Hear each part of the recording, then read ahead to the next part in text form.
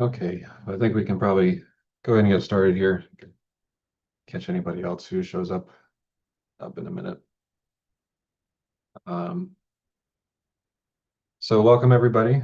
I am Hayden Fennell, the organizer of this year's CompuCell summer training workshop and hackathon. We've been speaking with a lot of you via email the last few weeks, so it's good to finally see some people virtually in person. Oxymoron that is.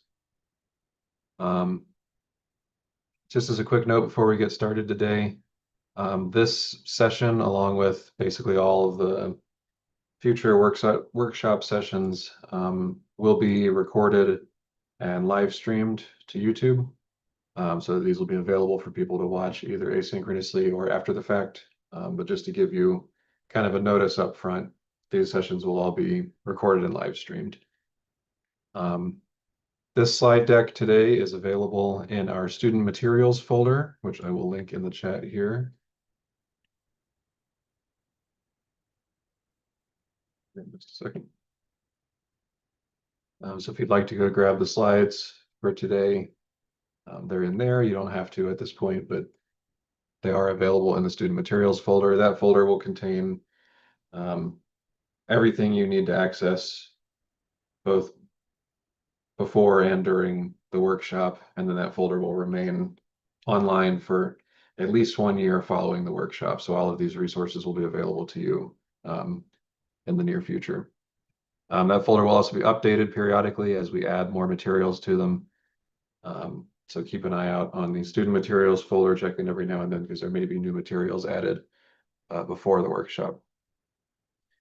Today you can submit any questions, concerns, or suggestions via the Zoom chat. We have Pedro and Dr. Glazier here to monitor the chat today. So if you do have any questions, feel free to either just raise your hand and ask or drop them in the chat and we can reply there. We have a Slack channel set up for this year's workshop. Put the link to that in the chat here. If you'd like to go ahead and sign up for the Slack channel, we will be using that for communication outside of the normal workshop sessions and for hackathon organization before and during the workshop.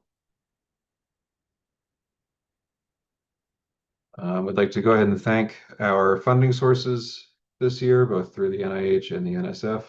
Their funding is what allows us to do this workshop every year, so we are grateful for their support. If you have a minute and you would like to maybe get the CompuCell installation process started while I go over some front material here, here's the link to our download page. We'll talk a little bit more later in the orientation about how to download and install CompuCell. And then we'll walk through an example simulation at the end. So if you'd like to follow along with that, maybe go ahead and try to get the installation started. If you don't have it installed yet or don't want to install it during this orientation, that's okay. But if you would like to follow along, you could go grab it. Just out of curiosity, has anybody already installed CompuCell? You can just put a yes in the chat. It's probably the easiest way. Okay, good. Everybody here today has it installed already, so we won't have to waste time on that. Any questions with that? Issues with the installation?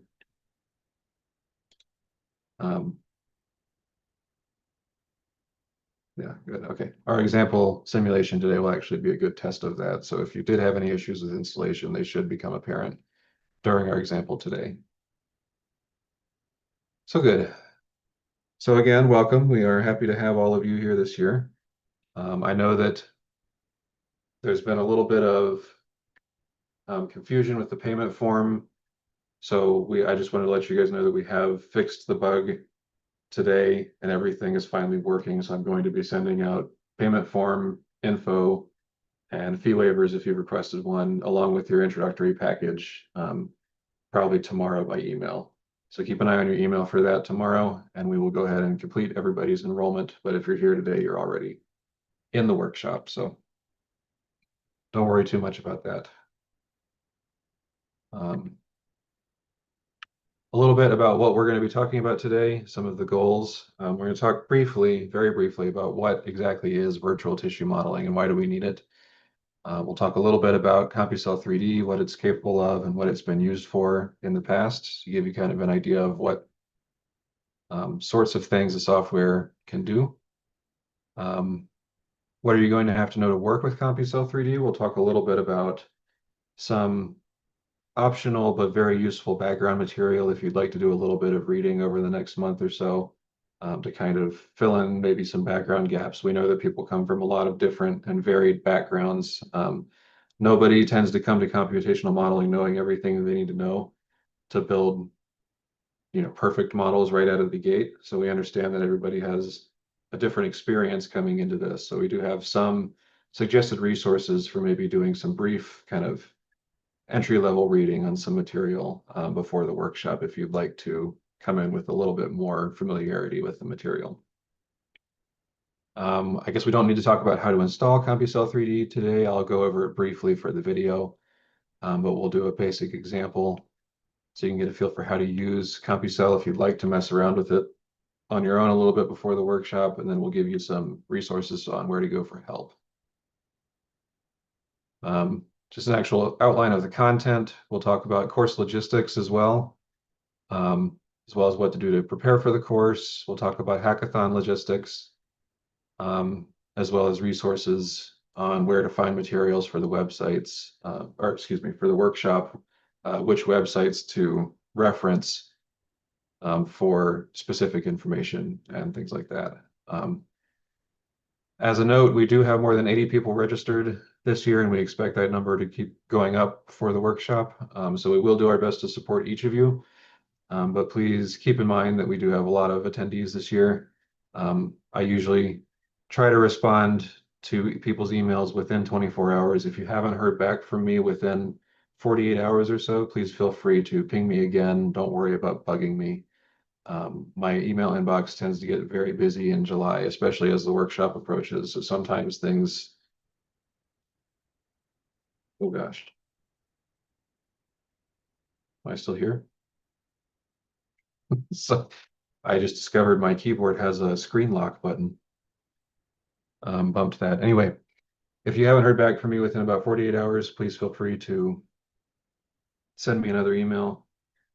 Sometimes things get buried under other emails or sometimes grouped by Outlook with other emails that I didn't ask it to group it with. So sometimes things get missed. So again, don't feel like you're bugging me. If you need a response to something relatively urgent, feel free to just send me another email as a reminder.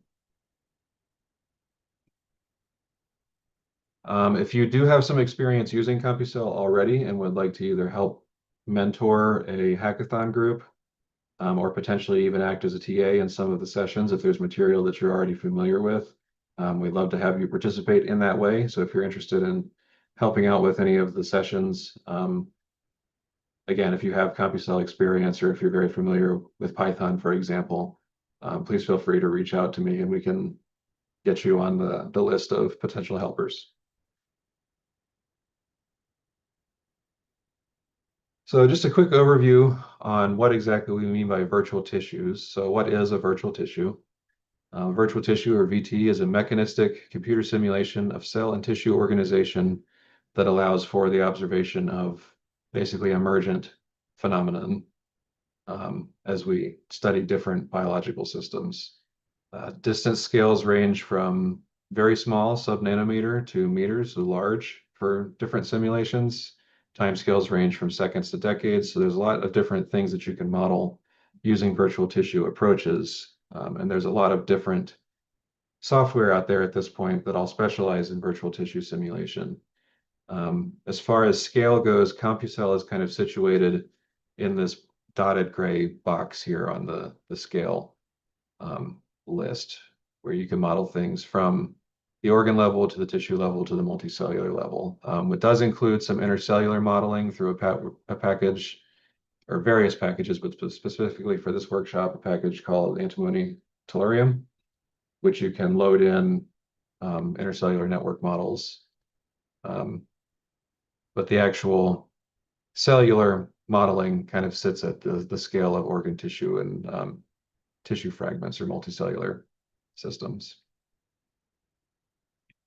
And you can see here we have kind of a representation of, this is a microscopy image of some cells and how that's represented in CompuCell. We'll look at that more closely throughout the workshop and at the end of this orientation today. What will we be learning to model? So CompuCell has been used over the years to study a variety of different things, specifically looking at development. So how does a fertilized egg organize into adult? How do tissues form over time from clusters of differentiated cells? It's been used to look at developmental diseases. How do failures of homeostasis lead to different pathologies, as well as infectious disease? So how do pathogens and host interact? How do pathogens move from cell to cell within a tissue? It's been used to study a number of different toxicological applications. So why do certain compounds cause damage? Why do certain chemical concentrations or imbalances produce the results that they do? What determines how susceptible a system is to those kinds of chemical problems? And all of this is kind of building up towards the idea of, if we can understand the mechanisms behind how some of these things work, then we can start to think about how do we control these mechanisms? How do we repair the damage from them? How do we create treatments and new medications that will help either prevent or reverse some of these issues?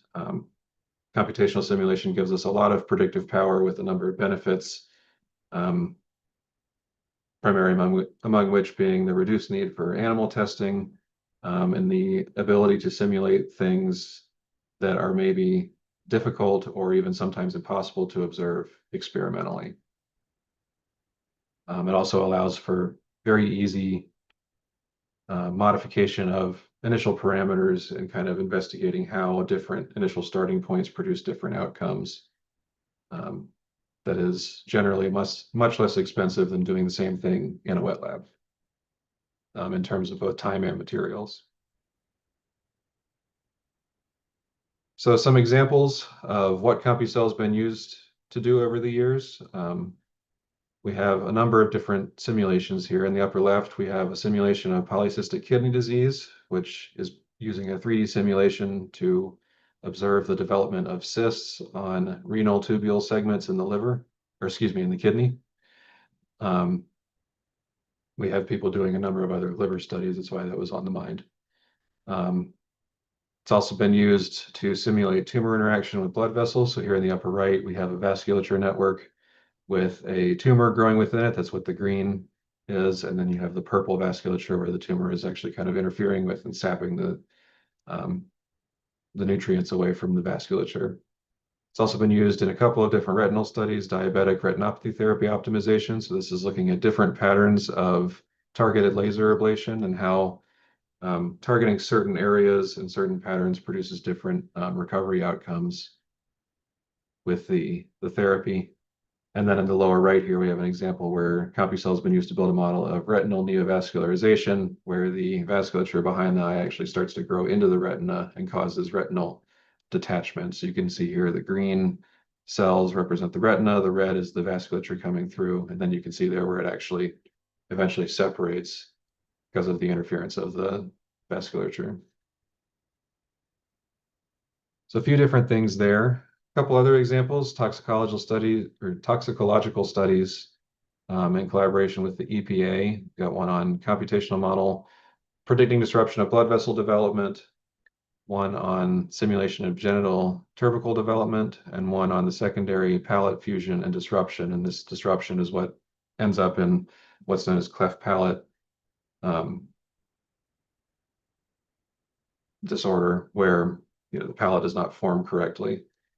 And all of these are looking at just different toxicological combinations, how different chemical starting points produce different outcomes. Again, with the idea of trying to understand, if we can understand how different chemical concentrations create different outcomes, we can understand how to target potential treatments. Again, we'll look a little bit closer at some of these during the actual workshop today. This is just to give you a flavor of what has been done with CompuCell in the past.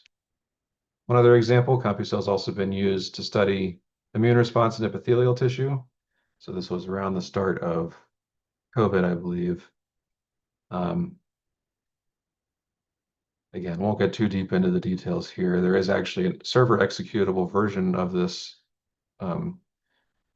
infection model if you'd like to take a look on NanoHub. It's just a one button click, it'll run. But as you can see, it's also CompuCell is also used to study infection models. I'm not super familiar with this model, but we can always talk more about it later if you are interested in learning more about how to do infection modeling in CompuCell. So by the end of this course, you'll be able to look at a biological problem and ask quantitative questions that can be answered with simulations. So that's kind of the component of you have an idea of what you want to model and why. How do you take that and produce hypotheses that you can actually check with a model? How do you abstract the problem into something that can be modeled computationally? We'll also show you how to analyze the components of a multicellular system and their interactions and translate them into executable CC3D code. So once you have the idea of what you want to model and the questions you'd like to answer, how do you actually build a simulation that will target those questions? And then you'll also be able to build and modify CompuCell simulations using CC3D ML and Python. These are the two languages that you'll have to use to build CompuCell simulations in order to display and analyze your data, as well as derive biologically meaningful results. So once you have your simulation working and running and producing output, how do you take that output and make some kind of meaning out of it in terms of, again, the questions that you were trying to answer originally?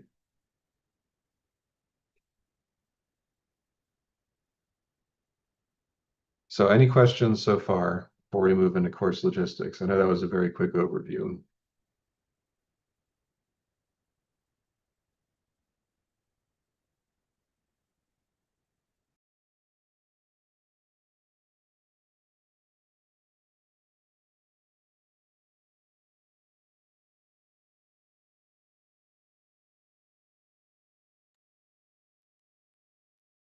Okay, so if you do have questions as we continue, feel free to drop them in the chat. We can always pause periodically to answer questions in the chat. So if you do think of something, feel free to ask at any point. All right, so a little bit about course logistics. What is the workshop actually going to look like? We have links for the Python bootcamp and the workshop coming soon. We haven't determined if we're going to continue using this link for the workshop or not, but we'll make sure at least 1 week before each portion of the workshop to send out a link to the meeting for that portion of the workshop and hackathon. It should just be for the workshop and hackathon, it should just be one link. So we will let you know within the next couple of weeks where to find those meetings. We do have a link to our hackathon teaming document ready. So if you are interested in participating in the hackathon, we recommend taking a look at the document here. We will give instructions on how to fill that out a little bit later. There's instructions in the teaming document already, but this is a document that we'll use to help people find groups. So if you already have a hackathon idea, or if you already have some idea of what you would like to help people model during the hackathon, you can go ahead and start filling information out there. And then the Slack channel also has or the Slack workspace also has a hackathon channel. So you can go ahead, once you've signed up for the Slack, you can go ahead and put ideas in there and people can, begin to contact you if they're interested in potentially working with you. I see that James has asked, so everybody here is interested in hackathon pretty much. It's good.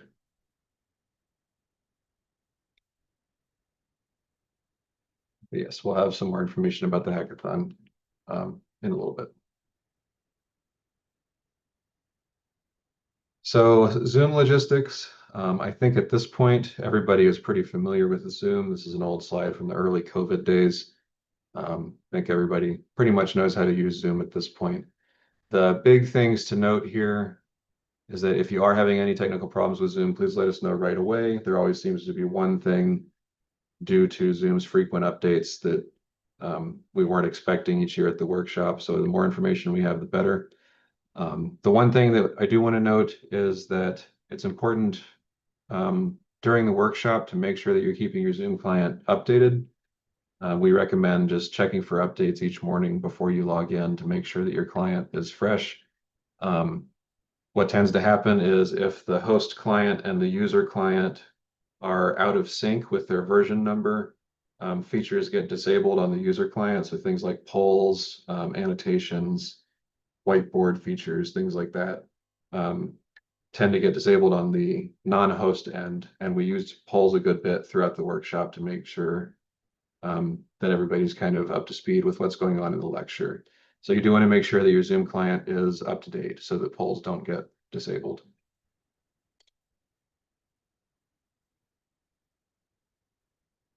But I think that's pretty much it for Zoom logistics. We will have the instructor, myself, and at least one TA in every module. The TAs will be there to help answer questions in the chat. And if a question is particularly relevant to what's being discussed by the instructor, the TA may break in and ask the instructor to answer it, live during the session. But for the most part, the chat is the best place to put questions because sometimes either TAs or other participants might have an answer for you and can get to it before the instructor takes a break to review questions. Videos and PowerPoints will be made available for you to review if you miss any materials. So all of these sessions will be live streamed. And within an hour of each session, the live stream will be converted and processed into a basically permanent version of the video. It usually takes less than an hour, about 30 minutes or so. So if you do need to miss a session for any reason, you can always catch up from the live stream recording either later that night or later during the workshop whenever you need to do that. So no problem if you need to miss a session or two. We'll make sure you have the materials you need to catch up.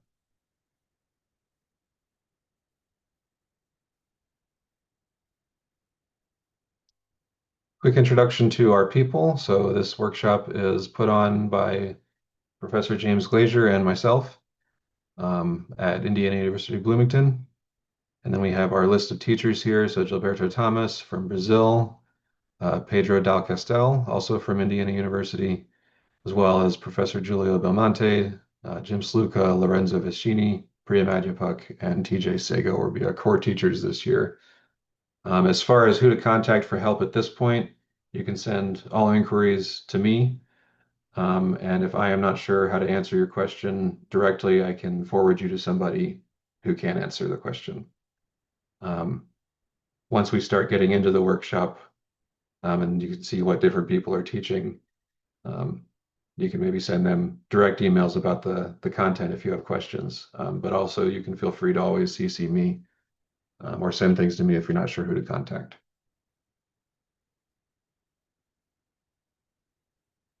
Some quick notes about the daily schedule for the course. So all times here are in Eastern Daylight Time, which is UTC -4. If you're here today, I assume that means you've navigated the time zone differences. But we will start each day at, this says 9:45, but we usually open the meeting room at 9:30 each day. We officially start at 10, but we open it around 9:30 for general discussion.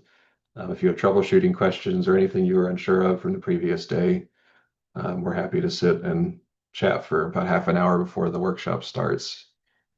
From 10 a.m. to 11:30 a.m., we'll have our first module of the day. These usually consist of about half lecture content to go over various material, and then about half of it is usually hands-on exercises, walking through code, having you set up a simulation and then try a couple different things, that sort of thing.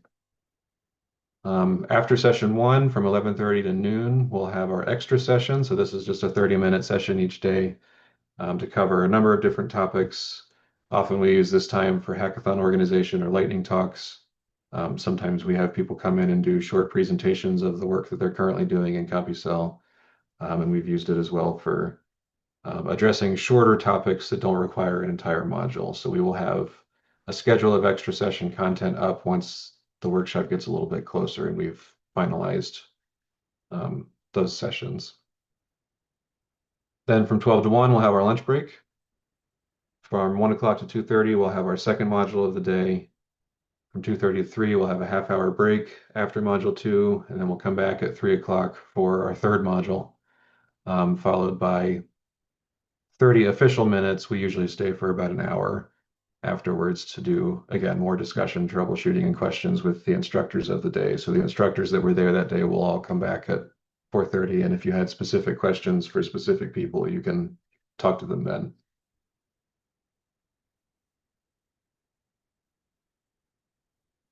Any questions about that schedule before I move on?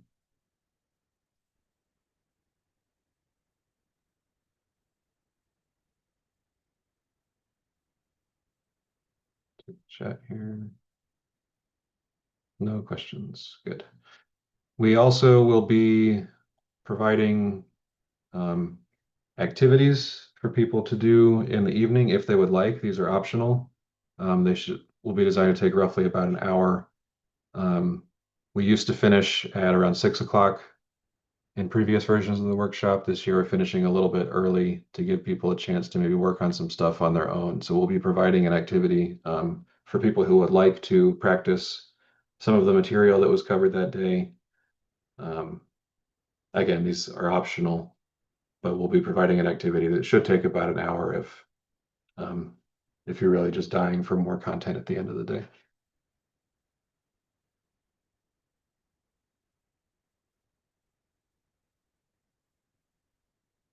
So a little bit on background knowledge and reading that you may or may not want to do before the workshop starts. We think of modeling as consisting of or biological modeling at least, as consisting of 5 different background areas. We've got principles of modeling, so how to go from conceptual model to a mathematical model to a computational model, and then how to make meaning of the output, that process. You'll need to know a little bit about Python programming, not a ton, but some, because you do work with Python code in CompuCell. Obviously, in biological modeling, some understanding of the basics of the biology of what you'd like to model is pretty important. A little bit of understanding of biophysics is also very useful, as well as some basic background in mathematics. So you don't need to know all these topics in depth. Like we talked about before, nobody comes to computational modeling knowing everything they need to know to do it right out of the gate. But it is useful to know a little bit about each of them, even if it's just kind of a surface level familiarity with some of the terminology. That can go a long way towards helping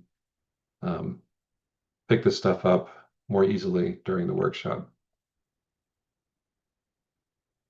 So just some notes. I'm going to go through each one of these and kind of provide some bullet points on things that may be useful to think about. And the idea here is if none of these ideas are familiar, this might be an area where it's useful to spend a little bit of time reading up, and we'll have some resources at the end here to help with that.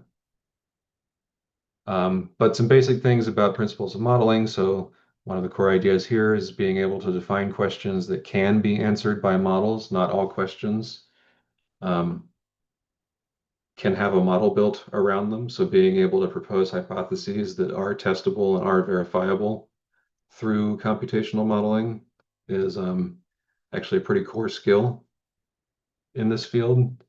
Being able to select meaningful variables and parameters, being able to basically look through experimental data and pick out which parameters you think best fit the system you're trying to model, deciding which components and mechanisms of a system are important to model. Typically, biological systems will be too complicated to model like exactly one-to-one computationally, but you can make a useful model out of abstractions of pieces of those models. So deciding which of those components are critical to include and which of them do not actually help you answer your questions are important. Understanding limitations of models is a big one. What can and can't models do? What can and can't they tell us? Understanding the assumptions that you made in your model setup is also very important, especially to the validation and falsification process. And we'll talk more about this in more detail during the actual workshop. Again, this is just kind of to give you an overview idea of some of the things that you may want to start thinking about over the next month, to kind of have them on the back burner before we hit the ground running with the CompuCell training. A little bit about background in Python programming. So again, if you have never done Python programming before or don't feel like you're familiar, as familiar as you'd like to be with Python, we do offer our Python bootcamp, which this year will be on July 19th. That information is currently on the website, and it'll also be included again on your intro package. If you are not able to attend the Python bootcamp, we're doing it a couple of weeks early this year so that people have time to review the videos. So we'll make sure that once those videos are available, that links go out immediately so you have some time to watch through them or rewatch them if you need to. Our Python bootcamp will be focused on teaching you basically from zero exactly what you need to know for the CompuCell workshop and nothing more. There's a lot of learning materials out there for Python. It's a very popular language, but sometimes there's so many materials that it's overwhelming and it's hard to find a source that will teach you kind of what you need to know for a specific application rather than trying to teach you everything in the world about Python. So if you are able to make it to our Python bootcamp, we highly recommend it if you don't have background in Python. Some things you might need to understand about Python, basic syntax and indentation, obviously. I have an example here of understanding the difference between a single equal sign and a double equal sign. If you've done programming at all, you probably know what that means. If not, it's okay. We'll go over it in our bootcamp. You need to understand a little bit about how to structure loops and how loops work. Loops work a little bit differently in Python than a lot of other programming languages. Again, we'll cover that in our bootcamp if you're not familiar. Lists and dictionaries. Dictionaries are something that are used in a lot of Python applications, but tend not to get covered super well in some of the resources that we've found, and they are pretty critical to CompuCell. So if you do know a lot of this Python stuff already, but haven't spent much time learning dictionaries, we recommend you look at that. Again, we'll go over all this in the bootcamp. So if you're looking at this list and none of these terms are familiar, then we definitely recommend that you come to our Python day, or watch the videos after the fact if you can't make it. Don't take a sip of water here.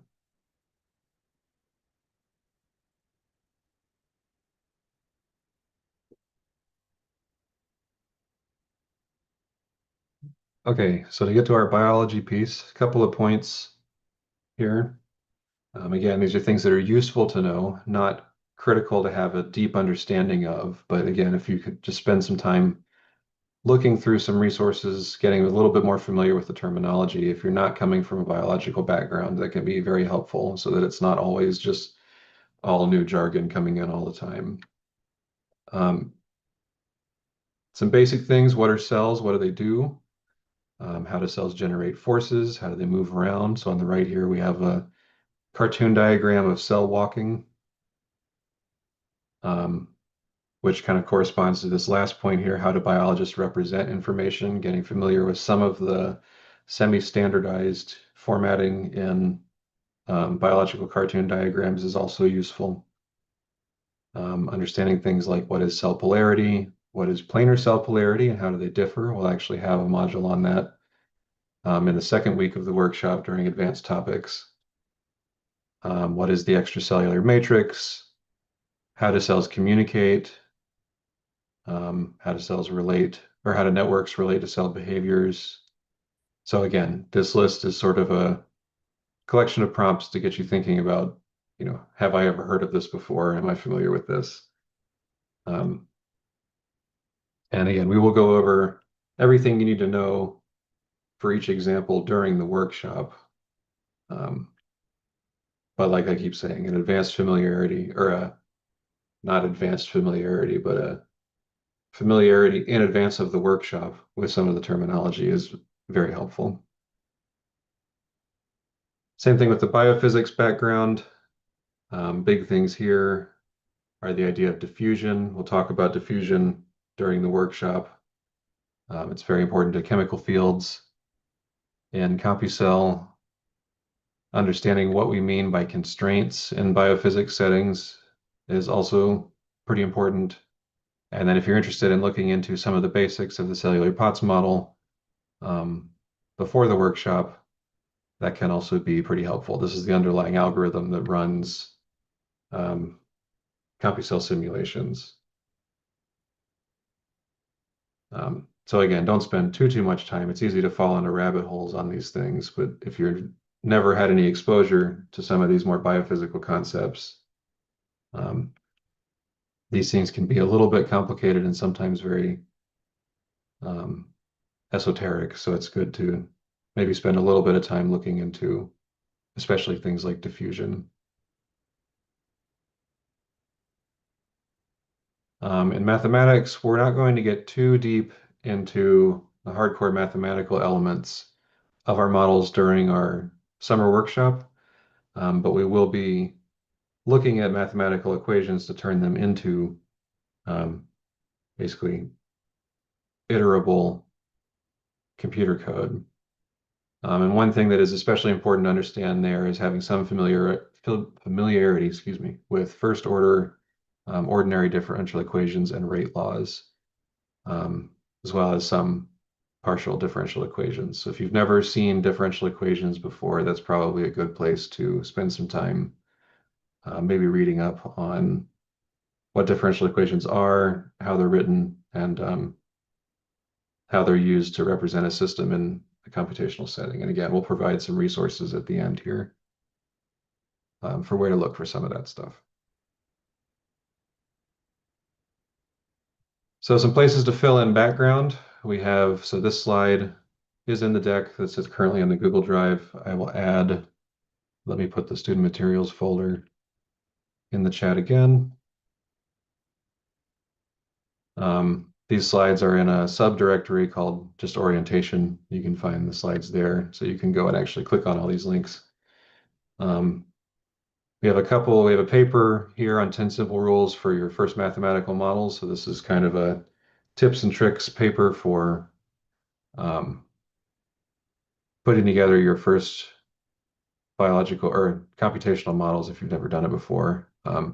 We are also currently working with the Embryo Institute at Purdue University to make an online textbook that covers a lot of this material. If you'd like to learn more about the workflow for developing computational models, you can take a look at the prototype version of our site that's up there right now. Some of this content may be subject to change, at least in terms of formatting and maybe where some of it sits in the chapters in the book, but the content itself should not change much. So this is a good resource to go get started on learning the modeling process. For learning Python, Python's official tutorial is pretty good these days. It's long and there's a lot of material in there that you don't necessarily need. I believe last year we checked and we were recommending that people get through chapter 3 or 4 of their tutorial. I will take another look at that this week and send out that recommendation in your intro packages if that's the way you'd like to learn some of it. But basically after a certain point in the official Python tutorial, a lot of it is sort of additional material that you don't really need for our contexts. We have a collection of Python exercises that we like to recommend. This Python Village from Rosalind. It's a collection of 6 exercises that give you graded feedback to let you know if you've done them correctly. If you can do exercises 1 through 5, you're in pretty good shape for what you need to know for the workshop. If you can't do exercises 1 through 5, that's also fine.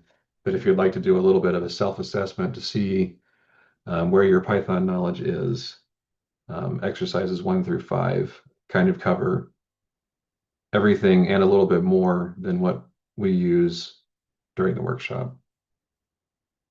We have some other books here for Python, for network modeling, introductory textbook for mathematics and biology. A couple of these links will take you to the latest edition of the book, which is very expensive. Typically, if you just drop the edition down 1 or 2 older versions of the books are not nearly as pricey, and the core content will be mostly the same. And we also have the original paper that was published alongside CompuCell back in 1992, I believe, explaining the cellular POTS model and how it's represented in CompuCell.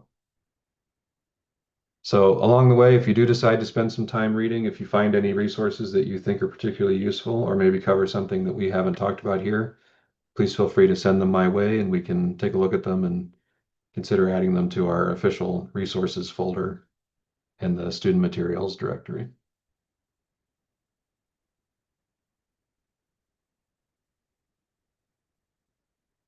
Any questions about any of that before we move on to course resources?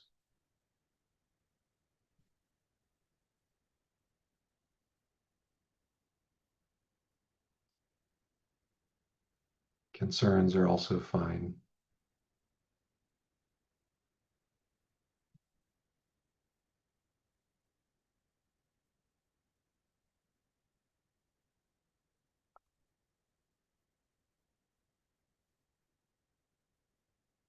Okay, so if you do think of something, feel free again to put it in the chat. And just to reiterate, you don't need to know all of this stuff at any kind of expert level. We just like to provide people with a few jumping off points for doing their own reading if they want to either fill in gaps in their knowledge or brush up maybe on something that they haven't seen in a long time. But we will teach you everything you need to know to get through the workshop successfully.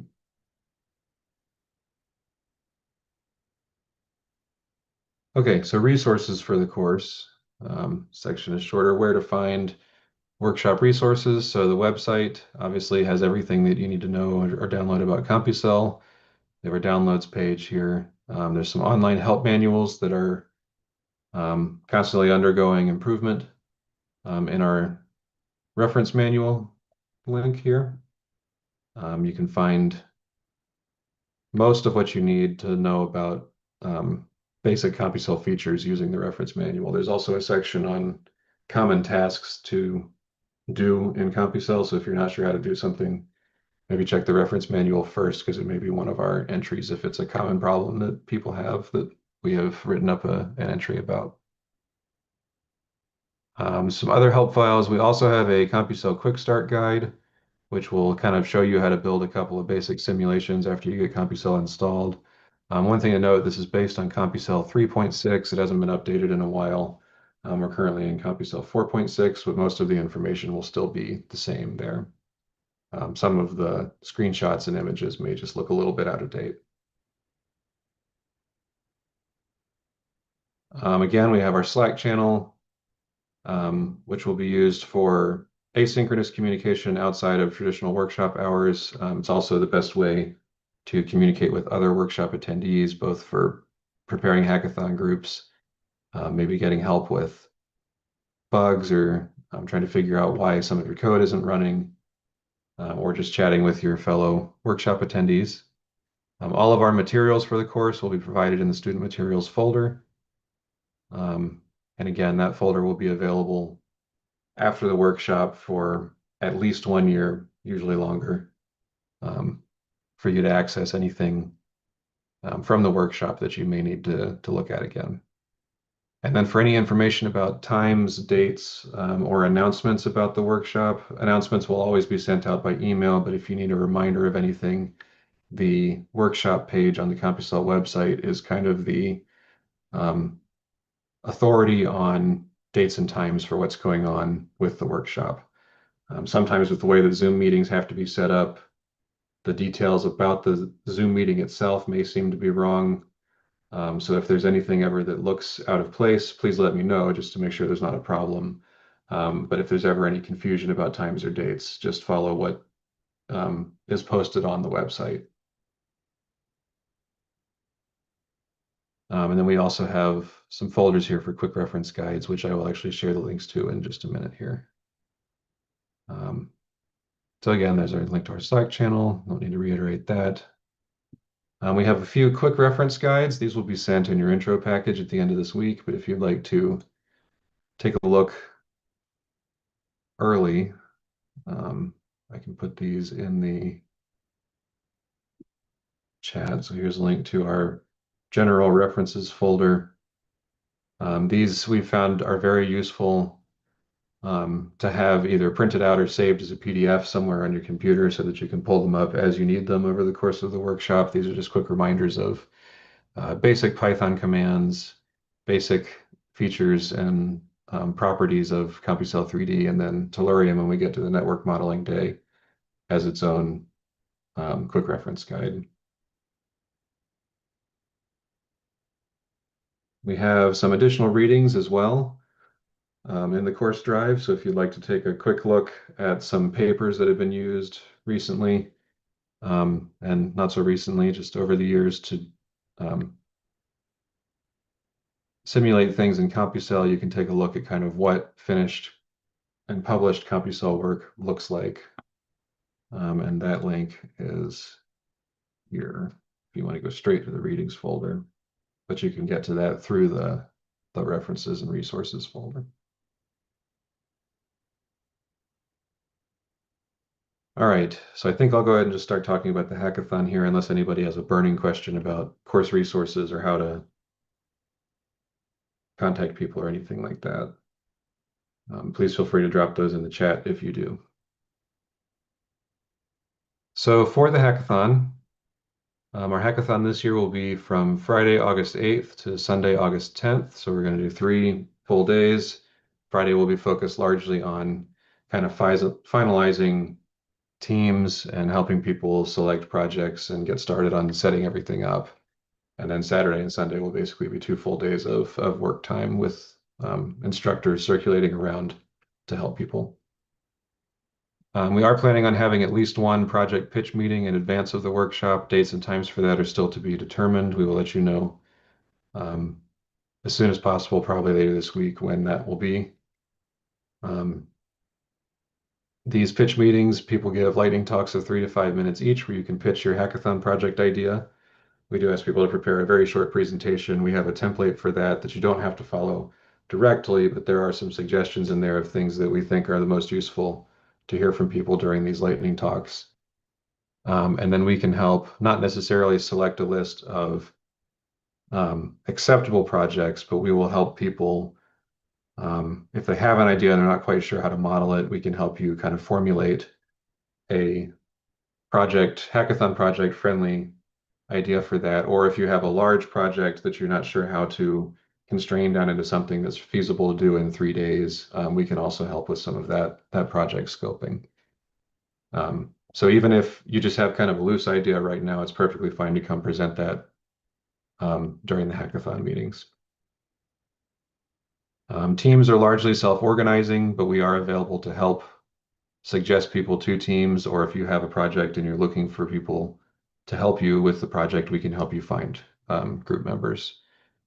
So again, please work through the Slack channels to try to organize some of that, and let us know if you need help finding people to work with. We did have one question this morning about if it's okay to work independently during the hackathon. Yes, it is perfectly fine to work on your own if you'd like, but we have found that with a group of at least 2 to 4 people, you can really get a lot done over the course of the hackathon. We've actually had a number of hackathon projects that have gone on to become full publications within a year or so of the workshop. So we do encourage people to try to find groups if they can, but if you have something that you'd really just like to work on your own, that is also okay. Structure for the hackathon, we'll have check-ins in the morning and at noon with the whole group. So for most of the hackathon, people will be in breakout rooms with their group working on their project with instructors visiting to help as needed. But during the morning check-in and at noon, we'll have the whole group come back to the main room and do a quick check-in, just mainly for you to let us know how things are going and tell us what help you need for the next work session, basically. And then at the end of each day, we'll have an evening report that's a little bit longer for you to kind of present current progress of the model, so that we can kind of figure out what feedback and support you might need the next day. At the end of the hackathon on Sunday, we have everybody give a short, like 10-minute presentation of their basically what they were modeling, and then do a demonstration of where your prototype model currently is. So again, you don't have to have a fully functioning, perfectly working model by the end of this hackathon, but some kind of operational prototype.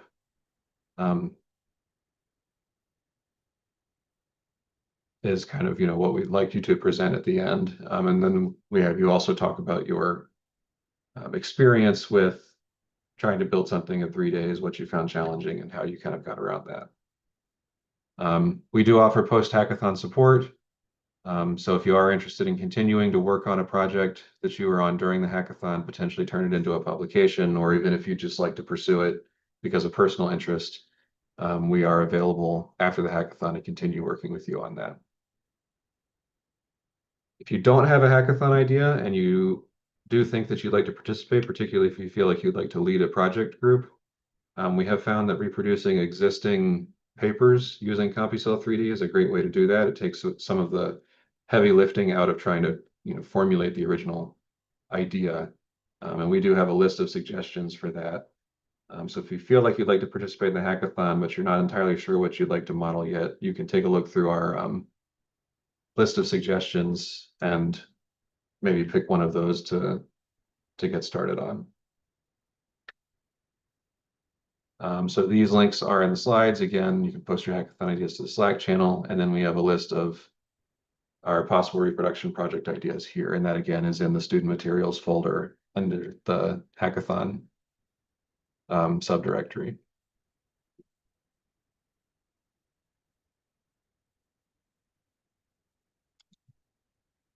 Hackathon expectations. We don't have a whole lot of expectations, but if you are planning on participating in the hackathon, if you would like to lead a group or you have something specific you'd like to model, it is useful to have a kind of semi-formalized version of what you'd like to do so that you can pitch it to people when they ask about, what you're trying to model. So some idea of what you want to model and why. We want to understand a little bit about the motivation as well. If you're looking for a group to participate in, or you're not sure what you want to do yet, a shareable description of yourself and your skill set / background is very useful. It's okay if you're a complete beginner, but having some idea of what people's background is, maybe what sorts of expertise they may possess and things they've done. It doesn't have to be a full CV, but just a short list of things that you think might be helpful to a hackathon group. And again, those don't have to be just hardcore programming skills. If you're a biologist coming to computation for the first time, that can be very useful for a hackathon group, particularly if the group is highly programming oriented, because having somebody to help them make sense of the biological systems is very useful. So again, all kinds of skills are useful in hackathon groups, not just programming. As far as expectations you can have of us, is we will be available for questions and assistance throughout the hackathon period. Maybe not 24/7, but something like 10 to 12/7 availability. To help with that, we understand that people will be working in different groups in different time zones, and sometimes scheduling around that can be a little bit difficult. So we try to be as available as possible, within reason during that time. And then, like I said, we will be available after the hackathon to help you continue to work on your project if you would like. One thing to note is if you do intend to participate in the hackathon, that Python Village recommendation from before is very useful. So if you would like to participate in a hackathon group, particularly if you'd like to be one of the group's kind of programming supporters, doing those Python Village exercises as a self-assessment becomes a little bit more recommended in that case. That way you can kind of determine how prepared you are to, potentially be a core programmer for a hackathon group. So any questions about the hackathon before we move to our tutorial today?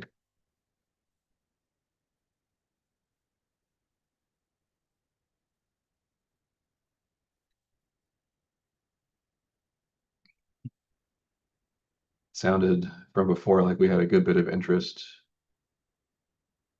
in the hackathon from people currently in this room.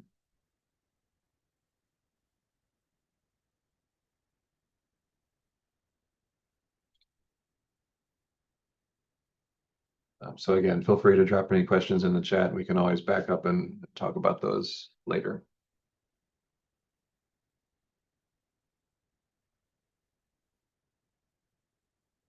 All right, so for our CompuCell3D tutorial, I think it sounds like everybody in here has already successfully installed CompuCell, so we won't spend too long on installation today. Not sure how many of you have actually run it yet and looked at any simulations. But one thing to note, CompuCell is made up of sort of two distinct tools. First of all, we have CompuCell3D Player, which is the tool for running, visualizing, and interacting with your CompuCell simulations. Excuse me, this is what actually shows your simulation output while the simulation is running. And then there is Twedit, which is the code editor where you actually build your simulations in XML and Python.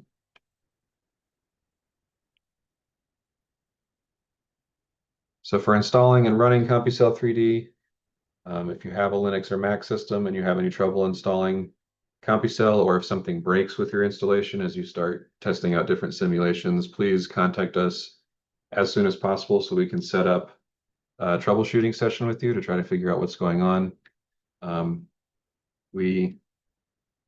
Each year, especially with Mac has been making a number of changes to their operating system over the last few years. So we try to stay ahead of all that as best we can. But if something happens with the Mac OS updates, or at this point, even with Windows OS updates, please let us know as soon as possible so we can get somebody on it and make sure that everybody has a working installation. We can't guarantee that we'll have time to help troubleshoot issues with your installation during the actual workshop. During the workshop sessions, I should be more specific about that. We can potentially help you during the lunch break or at the end of the day during the Q&A, but once the sessions are up and running, we usually don't have a lot of time to help people troubleshoot installation issues. So if you are having problems with CompuCell before the workshop, please let us know so we can get those fixed for you before the workshop starts.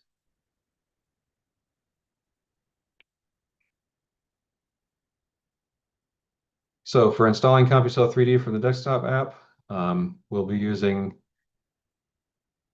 just local installations this year. I'm realizing now that this slide, our current version is not 4.5, it is 4.6, which will be reflected on the website. Forgot to go in and update this slide. Sorry about that. So when you go to CompuCell3D.org/sourcebin, you'll be taken to this page with the index with the most recent releases. Again, it'll say 4.6 here. You just click on the platform that you are using, your operating system rather, and it'll take you down to the section of the site for how to download and install for your particular system. So for Windows, you'll download an executable file and you just run the executable file. It will throw up a terminal. Make sure that terminal stays open throughout the installation. That's what's actually running the installer. And then it'll also have a graphical installer where you'll answer the typical questions about where to install it. Sometimes the installer gets stuck at like 90% for about 10 to 15 minutes, depending on your system.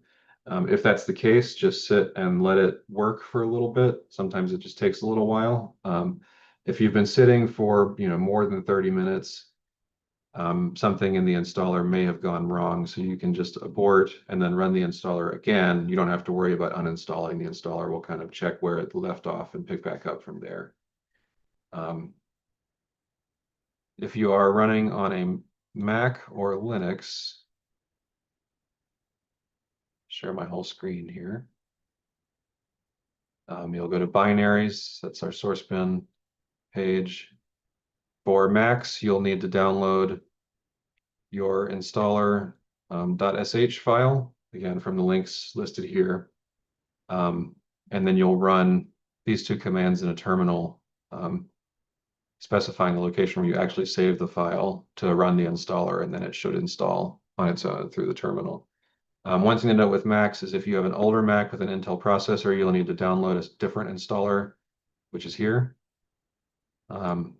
older Macs with Intel processors. If you have an M1, M2, or M3 processor, you'll download this one at the top. So if you have a newer Mac that you've bought within the last 5 years or so, it's almost certainly an M chip. Otherwise, if it's older, it may still have an Intel processor, and you can just check that by going to the About section on your computer, and it should tell you what processor you have in your machine. For Linux, again, you just download the installer, and then you run basically the same commands you run for Mac in your terminal. You can install CompuCell directly using Conda if you'd like to set up a dedicated environment for CompuCell. We have instructions here, and Pedro actually recently posted a tutorial on the CompuCell YouTube page on how to do that. This is more for people who are familiar with setting up dedicated development environments, or if you have, old versions of Python that you do development in, things that you don't want to be overwritten by another package's installer. These Conda installations are a great way to do that because it sets up an isolated environment for running CompuCell that won't interfere with your other applications. Again, if you've never heard of Conda, you don't know what Conda is, then don't worry about it. Just install using the normal installers.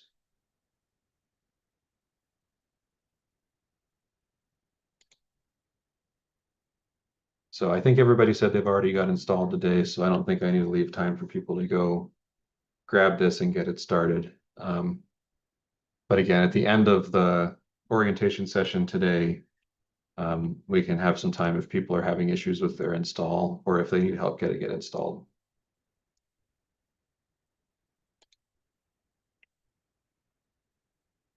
Okay, so any questions about installation before I move on? Should pause here for a second.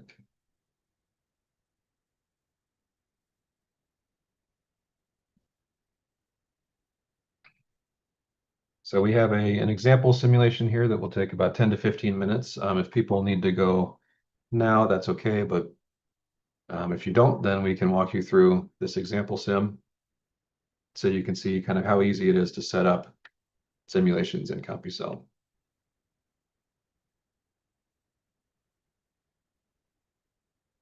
So we're going to walk through these steps. So what I'm going to do first here is I'm just going to launch CompuCell on my computer.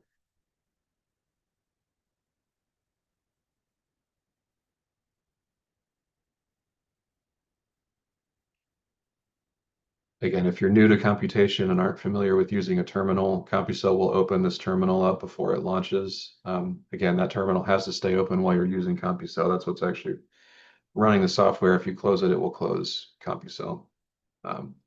Again, if you've never seen a terminal before, it looks like the movie version of a virus being installed on your machine. That's not what it's doing, I promise. It's just launching CompuCell. You can also check the terminal. Whenever CompuCell does something, it spits out log information in the terminal. So using this terminal sometimes can help you track down issues if you're not getting what you need out of the CompuCell console itself. So when we first launched CompuCell, we're greeted with player. Don't have anything loaded right now, so it's empty. And again, if you have CompuCell installed, you can go ahead and launch it and follow along here. The instructions are all in the slides. Let me do split screen here actually.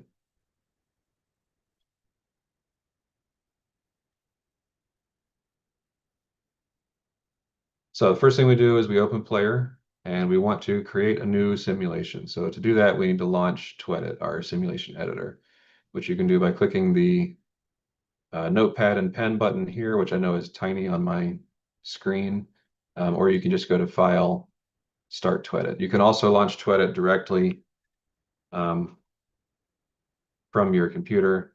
You just search for TWEDIT instead, so it'll open the TWEDIT window instead of Player. But here we're going to go File, Start TWEDIT. And then you should get your code editor here. So I'm actually going to, sorry about moving all these windows around, rearrange those. So we've got Twedit launched. We want to create a new simulation. So what we'll do here is we'll go to CC3D project, which is third from the left in your toolbar up here. New CC3D project. I should say I'm running Windows 11. So if you're running a Mac, it might look a little bit different because you'll have the toolbar separated at the top. But here we'll do new CC3D project, and that will open our simulation wizard. So the wizard is a series of questions that will help you set up your simulation with some initial parameters, and it will ask you about which feature plugins you want to use for this particular simulation, and then it will actually generate all the base code you need for that simulation. Now, you'll usually have to go in and make changes to get your simulation to exactly what you wanted to do, but this takes some of the heavy lifting out of having to write code from scratch. So we'll give it a name. I'm going to call this Growth Sim. I'm going to give mine a 2 because this is the second time I've done this today. And then you want to specify a directory to save your simulation. And you want to make sure that this directory is somewhere where you have full read-write access in your user profile. If you specify a location where you do not have full read-write permissions, oftentimes what will happen is it will let you create the simulation in Twedit and Player, but then when you try to run it, it will crash without useful error output because it's not able to actually save anything as the simulation runs. So make sure that you have full read-write access and that you are not saving to a cloud drive as well. Sometimes that can cause issues. So if you have things like your desktop set up to be part of your Microsoft OneDrive, for example, you might want to make a separate folder in your local machine where you can save your CompuCell simulations. So once you have that set, we'll stick with simulation type Python plus XML, and we'll click next. You go ahead and add slides here a couple times. Again, these instructions are all in the slides for today. So if you need to go back and look at any of this, or you want to try again later to replicate this yourself, you can either refer back to this recording or you can check the slides again. The steps are all in here.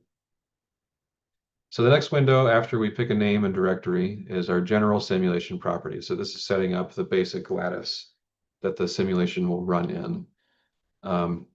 Lattice dimensions, we have X dimension, Y dimension, Z dimension, boundary conditions for each of those dimensions. We have our lattice type. CompuCell can do both square and hexagonal lattices. We'll stick with square for today's example. Average membrane fluctuations. This is also referred to as temperature in the simulation.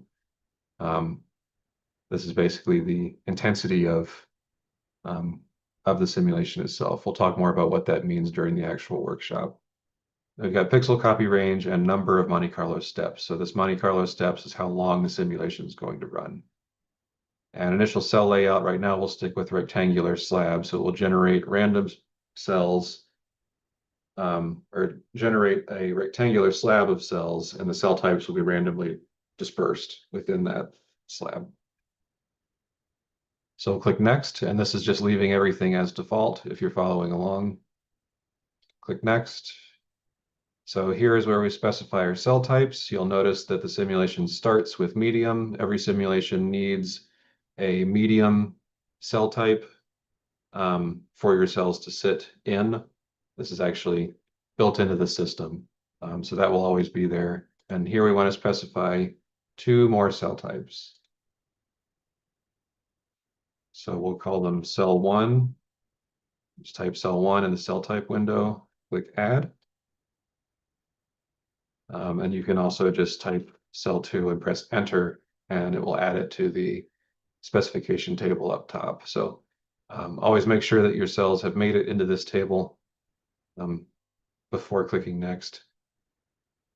But once they're all there, so we're going to do medium, cell 1 and cell 2, we'll click next. Next window is chemical fields. We're not going to include a chemical field in this example, so we'll just click next here and the wizard will leave that plugin out of our code. Next, we're at cell properties and behaviors. So how many people are actually following along here with their local installation currently?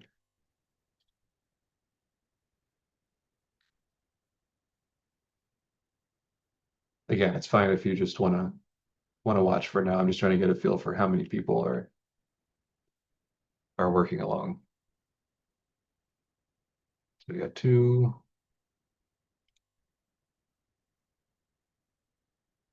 Okay, and is everybody who's following along up to this step in the wizard? I'm going to make sure I don't lose anybody. So you're looking at the cell properties and behaviors window.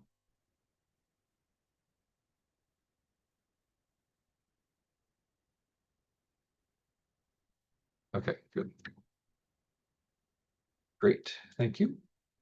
So here we want to specify a couple of different things. We want our cells to have variable volume. We want them to stick to each other, and we want them to grow and divide.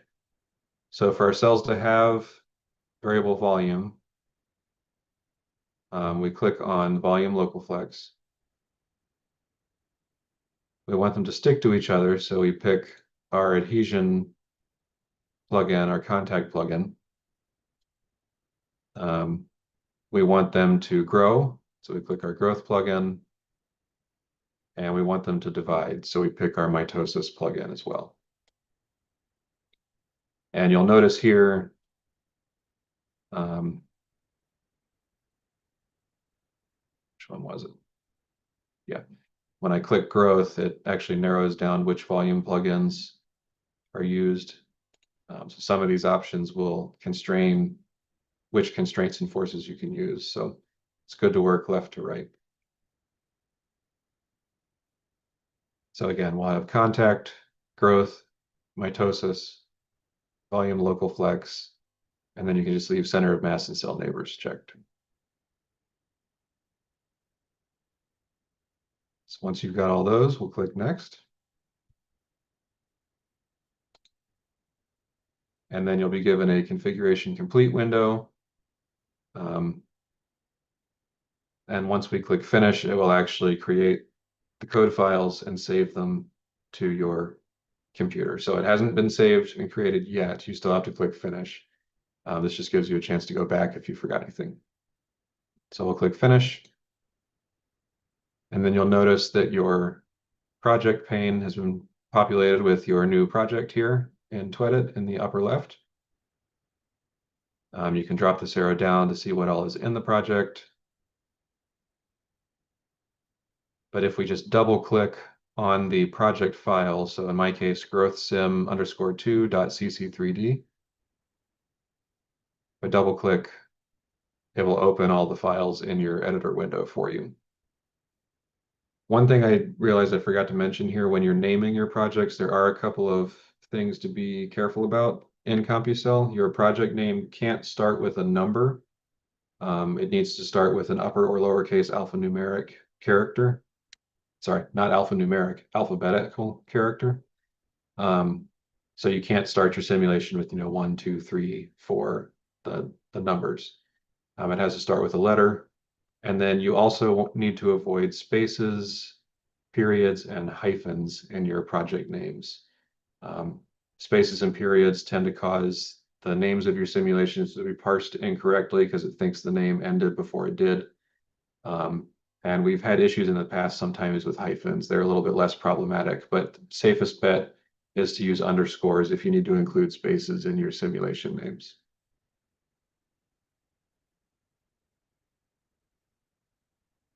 Okay, so we've got our files open here. We can take a very quick look at some of what the wizard did. So you can see here, our first question was about the properties of the CPM algorithm. So we've got our dimensions here, our number of Monte Carlo steps, our temperature, like we talked about, and our neighbor order 1. So this is all the stuff from that first page of the wizard. It's just turned it into XML code that CompuCell reads in when the simulation starts.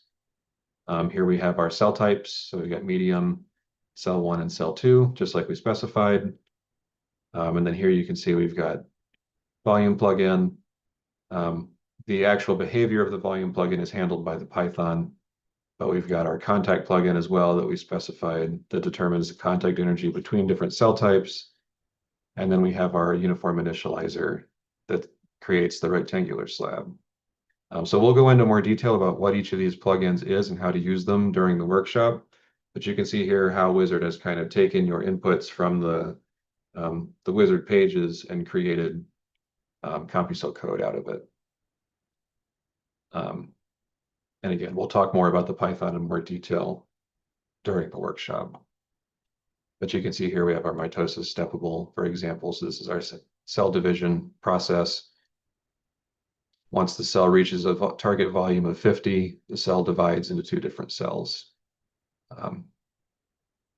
Just as an example of how what we've selected in Wizard has been generated in code. So to actually run our simulation now, you just right click on growthsim_2 and then just click open in player. It's the second option on the pop-up that drops down. And it should start running. Sometimes it starts out minimized, so if you just maximize the window, you should see the simulation. And you can see here we have a cluster of cells that's growing outward. And if you focus in on any of the particular cells, you'll see that once they reach a certain size, they split into two cells. So for controlling your simulation, we have our controls up here. Right now it's playing, so we can pause. If we pause, it allows us to resume our simulation from where it was paused. It basically just stops at whatever Monte Carlo step you paused at. If you click play, it resumes. You can also step the simulation 1 step at a time by pausing it and then pressing this circle icon here. And that just moves the simulation forward 1 Monte Carlo step at a time. So you can, if you want to see how it progresses step by step, you can look at it this way. If you actually stop the simulation with the stop button, it cancels the simulation and clears it out. Still displays your last result, but if you hit play again, you'll notice that it starts the simulation over from the beginning.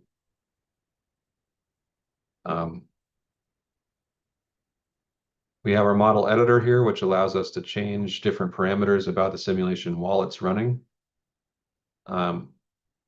If we want to change, for example, the temperature of our simulation, it's currently at 10. Let's say we bump it up to 100. You can see that our cells become much more chaotic and frazzled. The edge is much less well defined. Things are overlapping more. So we can drop that back down to 10, get that going back to normal. And you can mess with contact energy here. So let's say, for example, we want cell 1 and cell 2 to not want to touch each other as much. We would increase this to 20. And then you see you actually get some sort of sorting behavior. We'll actually have an activity on cell sorting the first day of the workshop. So this model editor allows you to change parameters on the fly as the simulation runs. And if you pause your simulation, you can change the values kind of all at once. And then when you hit play, it'll pick up with the new parameters. So this is a way of exploring your simulation while it's running, if you're kind of interested in seeing how changing parameters on the fly affects the outcome.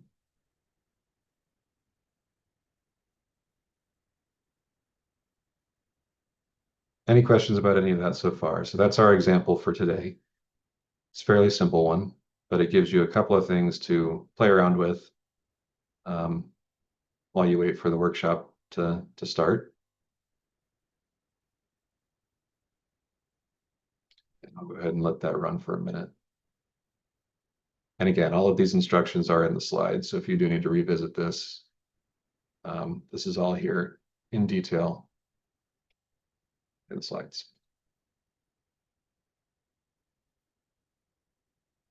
Okay, so we are running up on 90 minutes, so I think I will leave this section as supplementary material for now because we will cover all of this in the workshop itself, but we have some slides here at the end of the deck discussing what each of these sections actually does of the simulation that we just built.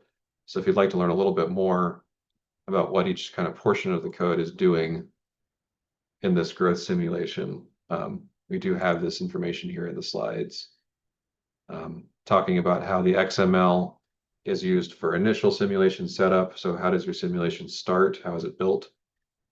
And then talking about the Python stepables, which is actually what's being calculated at each step as the simulation runs. And again, we'll get more into detail about all of this during the actual workshop, but if you'd like to get a head start, you can review the last, I think it's 12 slides or so in this deck for more details. So I'll get through this last bit here and then we'll have some time for questions. So let me actually stop this, make this full screen again. So a couple things to do to prepare for the course. Again, first of all, make sure you can launch CompuCell3D in your local computer. Sounds like everybody here has already taken care of that. Then you want to also make sure you can load, edit, and save CompuCell simulations through Twedit. We have a few, your CompuCell installation comes with a whole slew of demos already installed with the software. So you can look in your installation folder and there's a whole folder of demos that you can open and run and take a look at a couple of complete CompuCell simulations. We recommend opening and running the 3 listed on this slide. That's a pretty good test to make sure that all the components of CompuCell were installed correctly. If you can run all of these without errors, then your installation is pretty stable. Background reading, again, if you'd like to review any of the core concepts that you don't feel comfortable with, feel free to take a look at any of the resources that we've provided. And if you're having trouble finding resources that you feel are helpful, please contact me and Dr. Glazier, and we will help you kind of put together some materials if there's something specific that you'd like to learn before the workshop. For example, if you have a hackathon idea and maybe you feel like you've got a couple of gaps that you'll need to complete the project, we're happy to help you find resources for that before the hackathon starts. If you are planning on participating in the hackathon, please do think about a project that you might want to do or a project you might want to join. We will have a quick survey that we'll send out probably sometime next week to kind of poll people on their initial interests in participating in a hackathon and maybe what kind of group they might be looking for. So do keep an eye out in your emails for that as well. See, we have, simulation work for everybody. Good. No problems. You guys are a ahead of the curve group. Glad to hear the installers are still working for everyone. So that's all I have for today. If there are any questions or if anybody wants to stick around, if anybody has issues with their CompuCell or anything like that, we're happy to look at that now.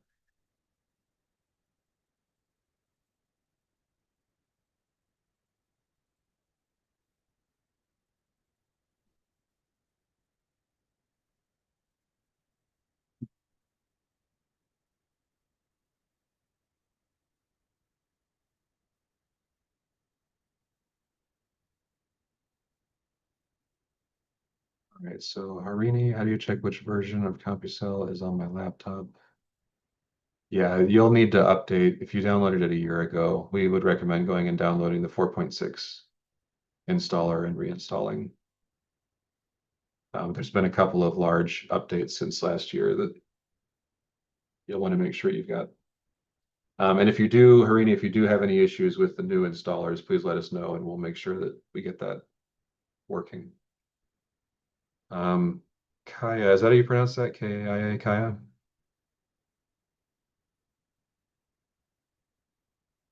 Okay, great. The installer didn't work for you. Are you on Windows, Mac, or Linux?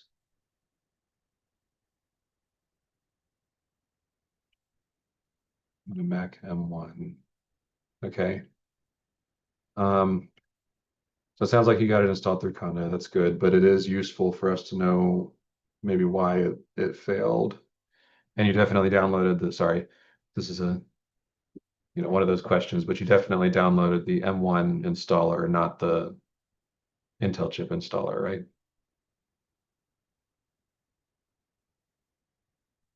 Yes, okay.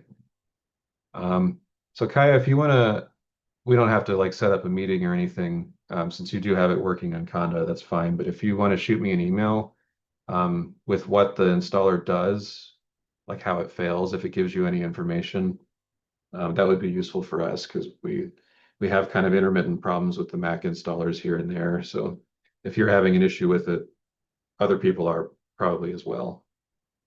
Um, Great. So Haley asks, does the simulation need to be saved on Twitter? Yes, whenever you make changes to you, so the simulation after it's created is already saved in your system, but if you make any changes, you have to save all of the files. There's a save all button. And then you have to rerun it in player. So you have to relaunch the simulation. You have to stop and play it again to reflect those new changes after you've saved the files. Making changes to the code while the simulation is running will not have any effect in player until you save it and run again.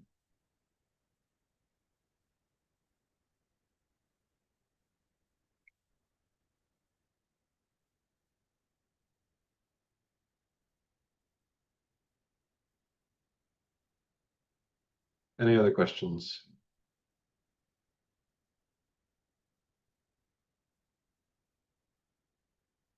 If not, then you are free to go and get on with your evening. Again, we'll be sending out an email tomorrow, Friday at the latest, with everybody's intro packages and with the links to the payment form.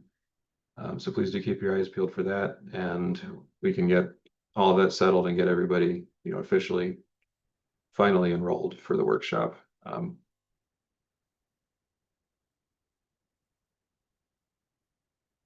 But yes, I think that is all from me, unless James or Pedro, you have anything else to add.